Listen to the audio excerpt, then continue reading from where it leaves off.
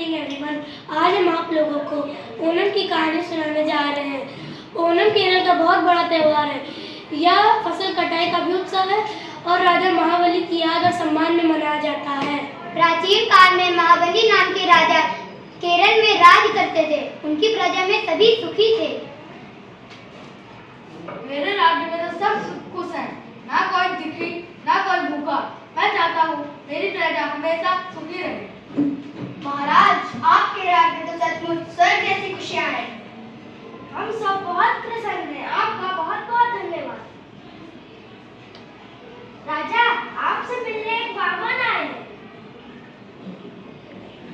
उन्हें आदर और सम्मान के साथ पेश किया जाए।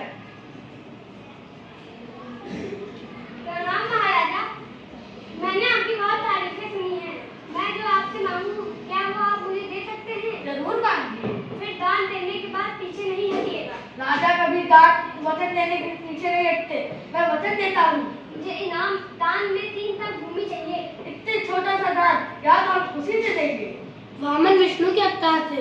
उन्होंने एक कदम से धरती, दूसरे से आकाश नाप लिया। अब मैं तीसरा पग कहाँ रखूं महाराज? भगवान, मेरा दिल प्रस्तुत है। जैसे ही भगवान विष्णु ने महाबली के ऊपर पैर रखा, महाबली पाताल लोक में चले गए। महाराज, मैं आपकी दानशीलता से प्रसन्न हूँ। आप मुझसे वर मांगिए। मुझे वर्ष में एक बार अपनी प्रजा से मिलने की अनुमति दे। ठीक है, मैं आपको वर्ष में एक बार अपनी प्रजा से मिलने की अनुमति देता हूँ। इसी कारण हर साल राजा महाबली अपनी प्रजा से मिलने के लिए धरती पर 10 दिन के लिए आते हैं। इस दिन को हम ओणम मनाते हैं। हम फूलों से पुकलम बनाते हैं। हम नाका दौड़ भी करते हैं। ओणम हमें